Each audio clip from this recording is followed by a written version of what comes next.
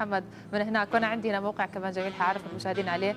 خليك معنا. شوف يا فيصل، ممكن تستفيد في بعض الامور. يلا مع ان الموضوع يعني نسائي بحت. في موسم الصيف تكثر المناسبات والافراح ويكثر الاقبال على المشاغل لعمل اخر صيحات الموضه، سواء تصاميم فساتين، تسريحات، مكياج، وكل ما يتعلق بزينة المرأة. مشاهدينا نتعرف على أحدث موضة في مجال التسريحات لعام 2011، ومعنا في الاستديو خبيرة التجميل الخبيرة الأستاذة فاطمة المري. صباح الخير، حياك الله. صباح النور، هلا ومرحبا. هلا أستاذة فاطمة. يعني بالنسبة للأشكال الجديدة اللي نبغى نتعرف عليها، وش آخر صيحات الموضة بالنسبة لتصفيف الشعر؟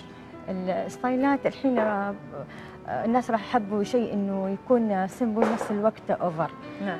بطلوا الحاجات الفخمه وكذا، لانه شيء الفخم والاوفر يناسب اهل العريس، اهل العروس، اهل كذا. بس في نفس الوقت في ناس يحبوا ينزلوا في المناسبات بشكل مميز، شكل اوفر، بس صحيح. نفس الوقت يكون ناعم ومميز. صحيح. اليوم انا عندي اثنين مانيكان، راح اعمل تسريحه ناعمه على هذول، راح اعمل التسريحه الثانيه. نبدا.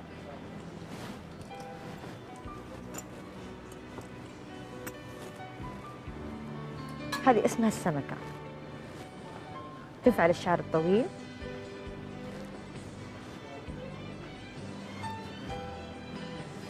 هذه اسمها السمكة. نعمل شنيون من قدام خفيف على حسب ذوق الزبونة، إذا حابة، إذا مي حابة فهذا شيء مثلا نرجعها. لا زالت الموضة أن يكون في برضو الحجم شوية الشنيون، أي لابد يعني يعطي شوية فخامة، عارفة، يعطي شوية المناسبة، مش يعني المناسبة. صحيح.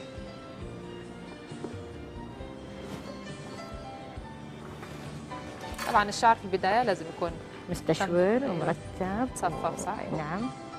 عادة في مواد ممكن تستخدم للشعر، خصوصا الشعر اللي ممكن يكون فيه يعني بينجذب او ممكن تطلع منه بعض السبري، هو الشيء الاساسي، ولا ممكن في مواد ثانية؟ لا ممكن انا استخدم من دون سبراي. احيانا بيقول لك انا ابغى ناعم طبيعي نورمال، انا ما حابه يكون في سبراي مثبت اكثر، فانا راح اعمل لها ايش؟ ممكن انا امسكها بشويه واكس او شويه بالمز يعطيها شويه نعومه، او سبراي اويل، وهذا يحافظ على الشعر نفسه، يحافظ على من غير ما يكون باين كانه عليه. نعم، ولا هو يكون يعني قاسي شوي، بيكون ناعم ويعطيك لمعه. بالنسبه لالوان الشعر كمان، ايش الصيحات الجديده السنه هذه؟ الرماديه يا بنات. الرماديه كلنا طايحين احنا على الرماد، الوان الرماديه، الرماد البندقي، تدرجاتها، الرماد البندقي، الوانها، كل الناس ما شاء الله طايحين على هذه الالوان. هو فعلا يعني موسم الصيف والوان حلوه. بالنسبه كمان للتداخلات بالالوان، لا زال ممكن انها تكون اكثر من لون؟ البلياج والهايلايت مش كثير، او حتى نفس التدرجات الرمادي بس اكثر من لون في وقت نعم. واحد. ايوه، ممكن تكون كذا اكثر من لون، ممكن تكون من اكثر اللون، وفي نفس الوقت بحيث انه مو باين واضح مثل ما انا عندي المانيكان هذا، يعني احنا بس تحسين انه متدرج الوانه. احنا قاعدين نشوف انه يعني عمليه بسيطه جدا، ممكن حتى يعني نتعلمها، ممكن تصير. مو انا هذه انا تعنيت اني اطلعها، لانه ممكن اي وحده ممكن تسويها في البيت. انا ما حبيت انا اطلع على طول ستايل الصعب شوي، انا حبيت اعمل شيء ناعم، وبحيث ان ست البيت ممكن هي تسويها، ما تلجأ انها تروح تعملها في صالون، تعمل بنتها، تعمل اختها. صحيح، كمان ممكن البنات الصغيرات أيوة. ممكن تصير شكلها حلو، وبرضه شكل الشعر مترتب. ممكن تتعمل هذه بشكل جانبي، ممكن تكون لا، هذا ممكن اذا كانت مثلا ممكن تنعمل بس بشكل اوفر اكثر، لانه بتكون في حشوات وفي ربطات. الحين حتشوفيها الان كيف حطيتها، هي اسمها السمكه. عادة اللي بنشوفها بحجم اكبر بيكون فيها حشوات. تكون فيها حشوات، فين تكون توضع الحشوة؟ يعني تكون في النص او بشكل دائري، او تكون بشكل ده هيك رح تترخي كذا زي ما انت شايفه، تكون فيها شنيور، يا انه ممكن تصير سايبه تحط عليها فيونكه، او اني اضفرها بزياده وادخلها على داخل، على حسب ستايل برضو، نفس الزبون، نفس البنت، نفس الذوق، طبعا كل واحد يتبع ذوقه. شكلها بسيط وناعم وتقدر الوحده ممكن تعملها. في عمر معين ممكن تسوى لها هذه التسريحه ولا لا؟ لا والله ممكن احنا نعملها للبنات، بنات المدارس، بنات المراهقات، نحط لها حشو في النص، تعمل لك على فخامه كذا، حتطلع لك حشو في النص، تعطي على فخامه صحيح. اكثر. صحيح، تديها حجم، تعطي حجم اكثر وفخامه اكثر. هذا اسمه السمكه. لو بتستخدم سبراي حيكون طبعا بعد ما تخلص التسريحه. ايوه نحط عليها سبراي كشكل نهائي. عشان كذا زي ما انا قلت لك حابه انه يكون نورمال اكثر. هذه التسريحه عاده ممكن بتجلس اكثر من غير تسريحات. كيف يعني؟ بتجلس اكثر من غير تسريحات هذه التسريحه؟ اي بتجلس اكثر من غير تسريحات. زي ما قلت لك ممكن تكون هي فخمه اكثر، نحط عليها حشو من داخل تبرزها اكثر كذا، شفتي كذا فتطلع، لانه يساعد صحيح تطفيرها نفس اي شكل مبين كذا. اسمها هي السمكه. تناسب فتره صباحيه حتى هذه ممكن، والحفلات المسائيه لا مسائيه ممكن تستخدمها، لان يستخدمونها حتى في المساء في السهرات كذا يستخدمون. زي ما قلت لك الحين طالبين الناعم سمبل والاوفر نفس الوقت. ممكن نحط عليها ايضا اكسسوارات كمان. هنا بعض ممكن يزيدوا عليها بعض الكريستالات بعض الاشكال، الاكسسوارات على حسب مثل ذوق اي وحده. انا حبيت اليوم اعمل شيء بسيط، ممكن ست البيت لو لاحظت اليوم شافتنا راح تعرف كيف تسويها وكيف تتقنها ان شاء الله. نعم. عندي هذا ستايل ثاني. انت اول ما بداتي فيها اللي هناك بداتي بثلاث اجزاء وبعدين تضفير عادي بحيث ان ايديني مرفوعه فوق، وكل ما اشيل اضفر اخذ معي شعر بس بكون ايدي بشكل مستقيم اكثر، ما انزل شعر مستقيم، بحيث ان اذا اخر شيء انزل الشعر حيكون نازل على شكل خليها بمستوى عالي على اساس انها لما انزل الشعر يدي الشكل الانسيابي. يعطيك كل انا حاول اتعلمها علشان برضه مشاهداتنا يكونوا يتعلموا زيي. لا عادي. شفتي هذه عندك هذا شكلها صعب. لا سهله كمان نفس الشيء. طب هذه ايش؟ هذه هنا حشوه؟ هذه حشوه، انا حاطه هنا حشوه، عامله شويه شنيون هنا من قدام بسيط، مش عملت لان هنا من كبيره. رح ناخذ من هنا. طب الشنيون هذا كيف تسويه؟ يعني هل في طريقه تنكيش، عباره عن تنكيش، نكش الشعر نفسها ونرجعه كله على ورا ونرتب مشط الترتيب اللي هو هذا مشطه خلاص ونثبته، ثبتناه عملنا الشنيون. بعض الشنيون ممكن يعمل على اكبر، ممكن نحط زياده حشوه هنا تعمل على فخامه اكبر. انا حاطه شكل دائري بس شيء بسيط وناعم. انا زي ما قلت لك حابه اليوم اني اعطي شيء سيمبل واوفر نفس الوقت. تثبيت هذه الحشوات بتكون عاده صعبه؟ بالنسبه للمتمرسه لا يعني، بس انها مش صعبه يعني لو اخذتي فكره. وما شاء الله الحين البنات بسم الله عليهم يعني كل صار عارف ويعرف ذا، وبحيث انك يعني تحطيها وثبتيها، بس لو انك عرفتي فين اماكن تاثر على الشعر يعني كونها حيكون في دبابيس مسكتها بالشعر ممكن يعني تسوي حمل على الشعر ممكن لا بس لانها هذه خفيفه بتكون في الصوف الحكميه يعني يكون شكل كذا. حناخذ نبدا من هنا، ممكن تكون بادئه من الغره من قدام من النص من الجنب. انا بدات من هنا نعملها كذا نقسمها اثنين كذا، ونرفع ايدي على فوق وابرمها برم، واخذ كل ما ابرم اخذ معاها شعر وابرم، كل ما ابرم كمان اخذ معاها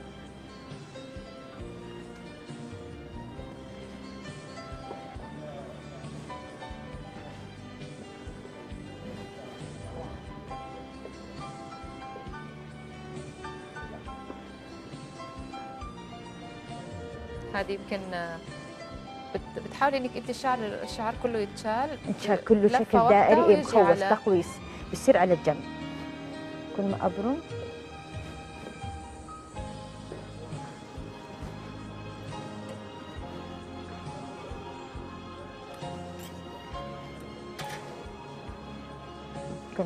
اخذ معي ابرم اكثر ينبرم اكثر.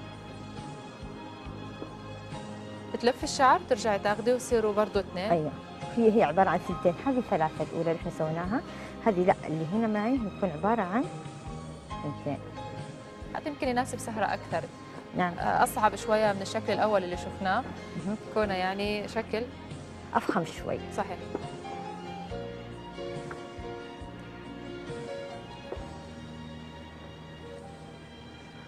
حيكون حتى الجنب الثاني كمان معاها مأخوذ. ايوه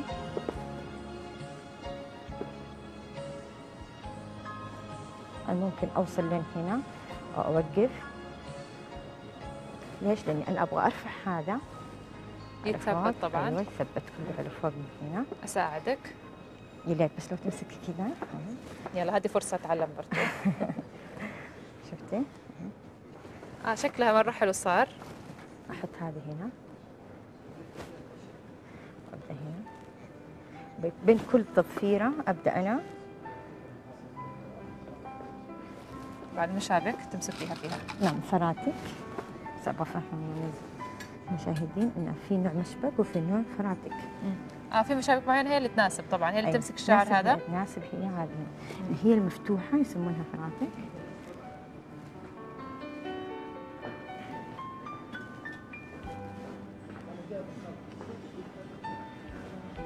يعني عاده يعني مثل هذه الموديلات لابد يكون ممكن في مساعده او احد ممكن انه يعني تكون معك شوي. ممكن لغايه ما تبدا تاخذ حطها. التسريحه شكلها يعني تقريبي. ابدا هي نفس الشيء، نفس الحركه كذا، اخذ ثنتين ابرمها برم، اضفرها كذا ثنتين، بس كل ما ابرم هذه اخذ معاها من تحت وابرمها، واخذ معايا من تحت ابرمها. شايفه كيف طريقه تأذي؟ هذه يبغالنا نتعلمها صح. هذه ممكن انها حلوه ترى يا بنات، ترى بسيطه بس بالك اذا انت يعني انا عملتها الحاله كذا حتقولي كيف انت سويتيها. صح، يعني لما تشوفيها لا حتتوقعي انها صعبه بس ان هي جدا جدا سهله، وجدا زي ما انا قلت لك اني انا حابه اني اعمل شيء بسيط علشان ست البيت تتعلم وتعرف شيء بسيط كذا. من هنا اضفرها تضفير عادي،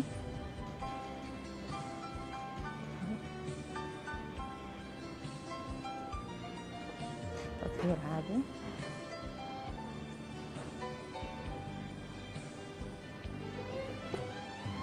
هنا بعدين تضفير عادي لانه شكلها شكل تكون حلوه كنها. يعني كذا الشعر ما عاد يحتاج اكسسوارات، هو ممكن هنا ورده اكسسوار، شيء بسيط، وردة بسيطة، شيء بسيط، كريستال ناعم، شيء بسيط. في اكسسوارات حاليا تعتبر هي الرايجه اكثر ب 2011. لا على حسب فستان، انا احس انه الاكسسوار من نفس الفستان، ورود من نفس الفستان من جد يعطي شيء جميل وحلو ومش مكلف. يعني مثل ما قلت الحين يبغوا شيء ناعم، هو احلى باعتبار كمان صار في حتى الفساتين كمان صار اتجاه اكثر على الاشكال البسيطه اللي فيها. طبعا الشكل بسيط وما اخذ وقت ابدا، ما اخذ وقت، نفس الحركه هذه. عاده طبعا الشعر الطويل هو اللي يمكن في امكانيه عمل هذه الموديلات، ممكن يكون في موديلات كمان خاصه بالشعر القصير. تعرفي كمان معلومه بس شويه بناء اقول لك انه الشعر الطبيعي العمل عليه هذه الضفاير افخم كثير، عشان بيسموها مانيكان، ولا الشعر الطبيعي ترى افخم من كذا واحلى من كذا بكثير. يعني هنا ممكن احنا نحط ايش؟ ممكن هنا ورده ممكن نسويها، اعطى الشكل كذا زي ما انت شايفه، تضفيره ناعمه ونفس الوقت مثل ما قلت لك. برضه يعطيك العافيه، الشكل مره حلو. سألتك بالنسبه للشعر القصير له تسريحات خاصه ممكن انها تتسوى للسيده شعرها قصير؟ تتسوى شعرها قصير اذا كان حد الكت ممكن احنا نعملها تسريحات، بس مش بالشكل تضفير ضفاير.